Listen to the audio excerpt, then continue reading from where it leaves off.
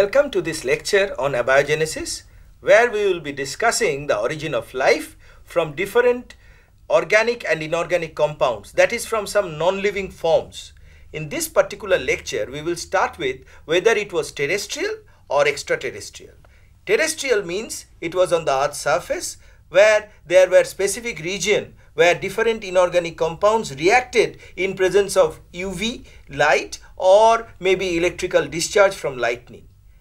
Or it can be extraterrestrial, where it means that life was originated in some other planets or other satellites or other planetoids, and it came down with the meteorites on the Earth's surface, and that actually created life in this Earth, which is a part of the panspermic theory. And actually in abiogenesis we will not consider it, because we are considering only the origin of life on the Earth's surface. Now the next question arises, where it was formed, that is whether it is land or sea.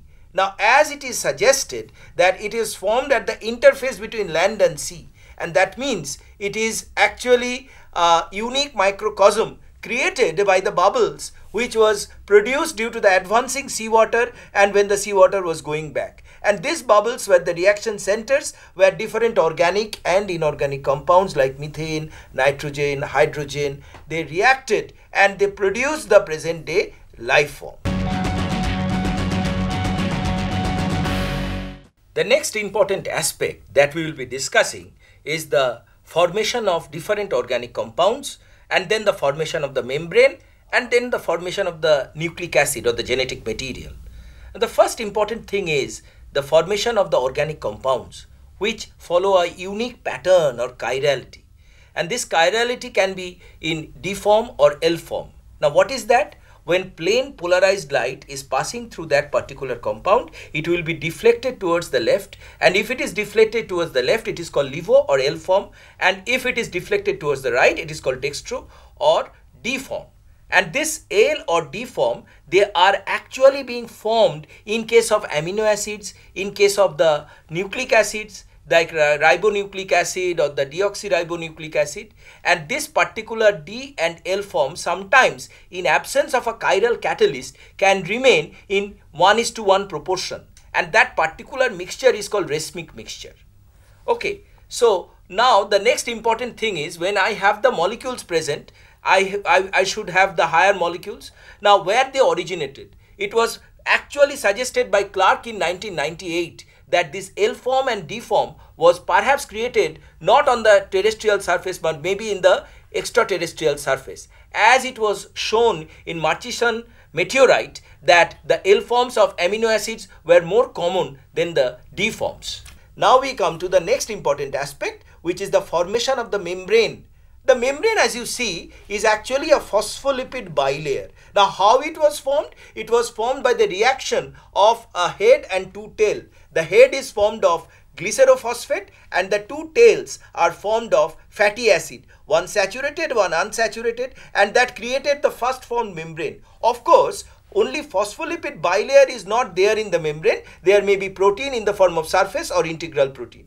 But this phospholipid bilayer, whenever it surrounded those chiral compounds within, it created the first life, and as it was called co-servates. So co-servates actually are the first formed cell. And the next important part is what was the first organic molecule, whether it is nucleic acid or whether it is protein. Now some suggest that it was protein first. So naturally protein, which was actually a form of amino acid combination, actually modified to produce the nucleic acid, which included the sugar, phosphoric acid and the nitrogen base. Most important being the nitrogen base, because that nitrogen base is actually a cyclic carbon compound where nitrogen has been impregnated. So that is one theory, that in the organic molecule the entry of nitrogen created the nitrogen base, and the nitrogen base joining with the sugar and phosphoric acid created a definite pattern of nucleic acid. But there is another theory which suggests that perhaps the first nucleic acid produced were the autocatalytic molecules of RNA, and it is the RNA which actually acted as a reaction center which produced both the DNA, and from that DNA protein might be produced. So this is how we have the first formed life or first formed living cell having a definite membrane, and inside there will be protein and different nucleic acid which will act as definite reaction centers, and there will be evolution of life after this. We will come to the different theories that explain the origin of life by abiogenesis. The first important theory is the theory of spontaneous generation. In this particular theory, we will see that life actually has originated from nothing, basically from some chemical compounds.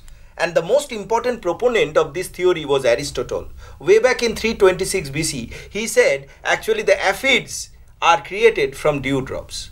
Subsequently, later on, it was Robert Hooke who actually first discovered some microbes in 1665, stated also that they were produced from the air.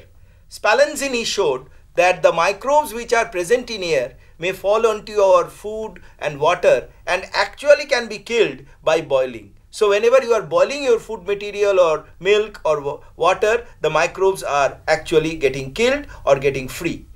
But the most important thing, Darwin in his letter in 1871, he actually showed that these microbes were created in warm little pond, and this warm little pond is a mixture of ammonia and phosphate salts, and they reacted to produce some life forms where the energy came from some UV or other source of energy from the extraterrestrial point of view. And Leeuwenhoek, who you know was capable of drawing the first important microbes in 1876 with his indigenous microscope, he drew small cells, and some of these cells were moving, and they had their, the organ for movement, which is cilia and flagella. He also showed that these microbes were the natural inhabitant which were created spontaneously in a water body. So all these scientists in one way actually have upheld the theory of spontaneous generation, where we believe that God actually maybe created life, but in one way it is life from non-living form spontaneously. The second important theory is the origin of life from the primordial soup, and two important scientists, namely Oparin in 1924 and Halden in 1929, showed that life originated in a hot dilute soup, and this dilute soup is nothing but some organic molecules in a fluid mixture. And this particular hot dilute soup is also called the primeval soup or the primordial soup, and definitely this particular soup was the origin, and it actually is coinciding with the concept of microcosm where life started. But these were, mind you, theories. They wrote this particular theory in their books, but the experimental proof was given by Urey and Miller in 1952, where in a discharge tube they took water, hydrogen, methane and ammonia, and they actually were reacting in presence of electric discharge. And this electric discharge created the first formed molecule, which is nothing but a macromolecule, which is a mixture of different protein. So definitely the theory of primeval soup or primordial soup as proposed by Halden and Oparin was experimentally proved by Urey and Miller. And later on, much later on, it was in 1987 that Shapiro, who actually he formulated this particular primordial soup theory in a very nice manner. He structured it. What did he say? The first important thing was that the environment was anoxygenic or reducing type of environment enriched in hydrogen. Secondly, the whatever may be the molecules which was created in that particular center, they were in the form of monomers. Thirdly, these monomers will react and definitely will produce higher complex forms. And fourthly, this particular reaction wherever will not take place. It will take place in some definite points, which may be in the oceanic vents, which may be in the shoreline, and which again suggest that life originated at certain points in the earth and not at any point, because earth was inhabitable at that time, very hot. The surface was very hot. So this in a nutshell is the theory of soup or primordial soup explaining origin of life. The next important theory is the theory of protocells or proteinoids, which was actually propounded by Sidney Fox. Fox in 1958 was trying to examine the first formed molecule, and that was the macromolecular protein. And he actually saw that this particular protein is a mixture of different amino acids which are cross-linked. And this actually constituted the first formed cell. And this cell, which is membrane bound, having the complex protein inside, was known as protocell, and the molecules inside is known as proteinoids. So in one way, it was actually explaining the experiment of Urey and Miller. Subsequently, Eugene's hypothesis, Eugen and Schuster in 1970, wanted to see how these molecules are produced. And they propounded a theory which is called hypercycle theory. In this hypercycle, there are two definite concentric cycles or circles, you can say. The inner circle is actually producing an enzyme which will catalyze reaction outside. So thereby we can say that the outer products are being formed by the inner products, which in one way is coinciding with the autocatalytic mechanism. Subsequently, it was Hoffman who was propounding a theory called stochastic theory. And in this stochastic theory in 1985, he was trying to explain that every particular reaction in life occurs in definite step. And stochastic, as you know, is indeterministic theory. It is definitely indeterministic because when the cell was formed, it was not known how the cell will grow, how the evolution will take place. But it is following some definite steps. So if we consider that, say, a particular nucleic acid in the form of RNA is going to form a DNA by some enzymatic action, and the DNA will produce another step of protein, and the protein definitely will be not produced directly but via the RNA again. So again that RNA will mediate the synthesis of protein from the DNA, which is translation. This particular life form will develop following these steps, but it will not occur in a straight simplified manner. Why? Because that particular blueprint of life, which is the nucleic acid in the form of DNA and RNA, is actually showing some mutagenesis. So that will result in the change, but this change is actually not seen from previously. So definitely that means that stochastic theory is explaining the origin of life through some definite steps accompanied by mutagenesis. Now we come to the next theory, which is the clay hypothesis. Now clay hypothesis was proposed by Kean Smith in 1985, and he said that everything, I told you that life started from the terrestrial surface. So that was clay at that time, and this clay actually is having all those organic compounds which will react, and those elements which are present in clay is also present in higher animals, plants, everywhere. So these elements, because of their interaction, is producing a life form, and that actually may have some specific molecule which may be carbon, which may be silicon, and thereby clay hypothesis in one word is stating that life has actually arising from clay. And again we know, if we follow the definite Hindu or Christian or Muslim mythology, we will see that we are formed from the clay, and after our death whatever is our remnant goes back to the clay. Carr and his colleagues in 2007 actually propounded a theory which is based on the previous, that is the clay theory, in which he has shown the compound called potassium hydrogen phthalate is actually capable of showing autocatalytic nature, and thereby it can produce from the parent compound sister compound, auto-replication. So definitely this particular theory suggests that whatever may be the earlier compound formed can show auto-replication. Even if it is not nucleic acid, it will show auto-replication, and thereby this actually explains how the cell is dividing and producing a new cell.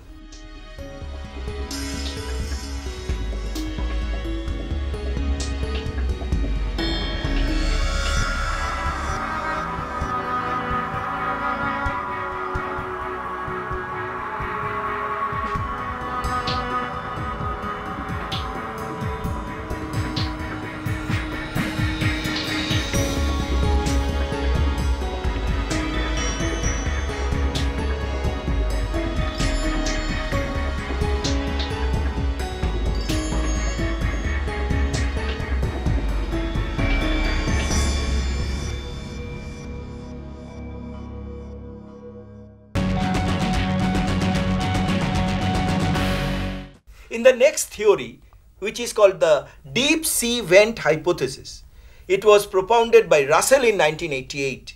Now this theory actually say that where the life forms were created were nicely protected, and these were the natural vents, deep sea vents, which is in between two large faults, and this from this deep hydrogen is coming out, and as the hydrogen comes out, outside there is oxygen and also there is carbon dioxide. So the hydrogen gradually will react with this carbon dioxide and will create the hydrocarbon, and you know this hydrocarbon are the basic constituents of life. So the deep sea vent hypothesis actually say that how the life form was created in the deep sea vent, and we also still believe that there are very primitive life forms in these deep sea vents. The next important theory is the Waterhauser iron sulfur theory. Now these two elements, iron and sulfur, are very much reactive. The iron sulfide can exist in normal nature in the form of pyrites, in the form of ore, where copper pyrites is containing iron, sulfur and copper. That particular compound is also present, not as pyrites though, but iron sulfide is also present in our cell. Where? In the mitochondria. Where there is the iron sulfide, there are electron carriers, and these electron carriers are transmitting the particular electron, and ultimately that is accepted by oxygen producing water, and as a result of which energy is generated. So this energy might be actually utilized during the development of the cell or the cellular process. And coming to the next one, which is the Kaufman's theory of autocatalysis. Autocatalysis was propounded in 1993. Now it is just a repetition of the older ones. You can see the similarity between this theory and the earlier ones. What was that? He said that definitely there is a compound which is AATE or amino adenosine triacid ester. This particular molecule is nothing but a molecule representing RNA. And this particular nucleic acid will show auto-replication or autocatalytic mechanism or autocatalytic behavior by which it will develop different other compounds. So autocatalysis and self-replication are the two key words which you should remember in the origin and evolution of early life forms. So I have a question. Yeah. So why are autocatalysts superior than macromolecules? You see, macromolecules will include carbon, hydrogen compounds, maybe in the form of carbohydrate, maybe in the form of protein, but these molecules there is no definite proof that they will replicate on their own. But whenever there is an autocatalytic molecule, it will replicate of its own, it will have a continuity, it will have a trail, and that is the biggest advantage of having a molecule in a parent molecule and in a daughter molecule, and thereby the continuity of life can be explained. The next theory is the theory of Mulkijanian, which is the zinc world theory, which is just an extension of the previous one, that is the Waterhauser theory, which actually explained the existence of hydrogen sulfide, which reacted with different metals. But in this case, the formation of an important compound he actually was stressing upon. And this was the formation of zinc sulfide.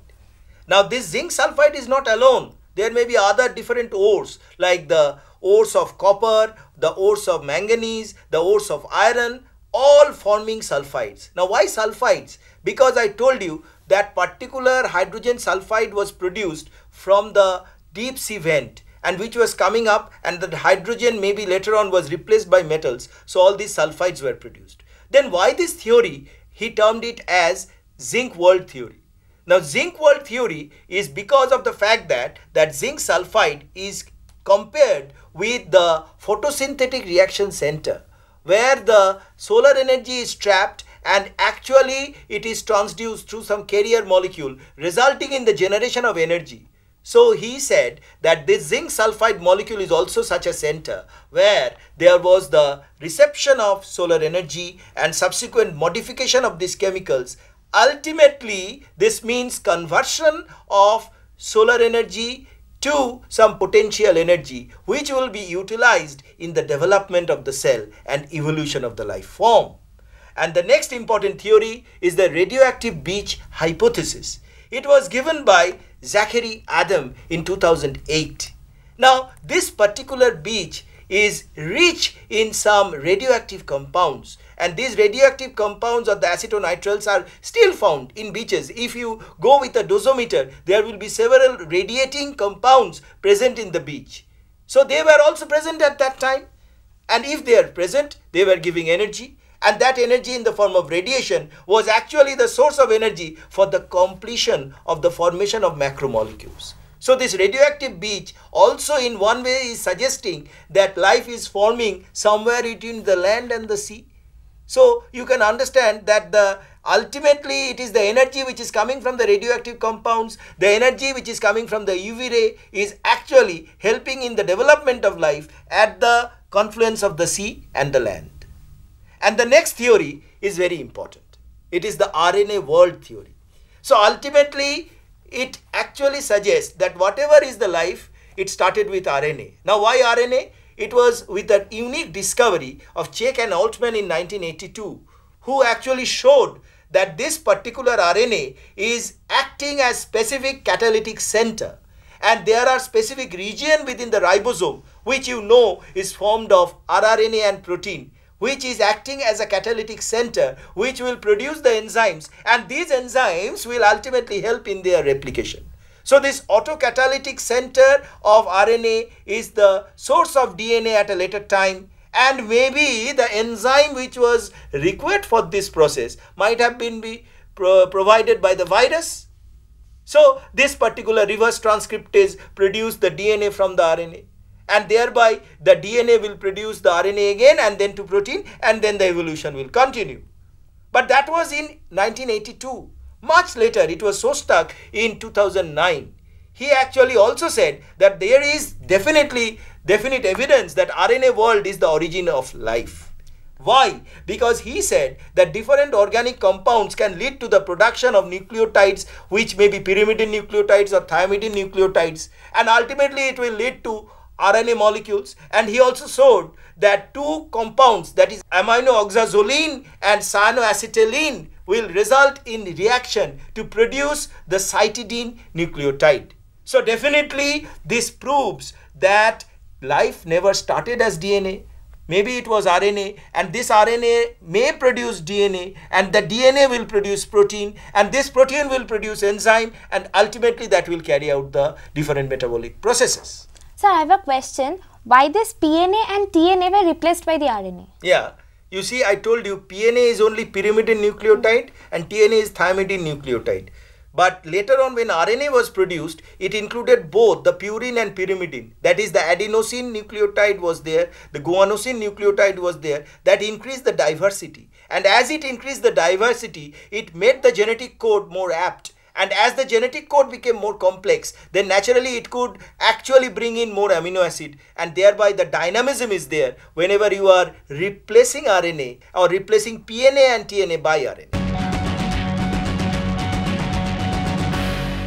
In the last phase of this lecture, I shall be discussing some minor theories. One such theory was proposed by Michaelian in 2010, which is called the Avta theory, or UV temperature assisted replication. What does it say? That the autocatalytic molecules were undergoing replication with the help of UV light and temperature. Subsequently, the second theory or the next theory is the metabolism first theory proposed by Morowitz in 2002.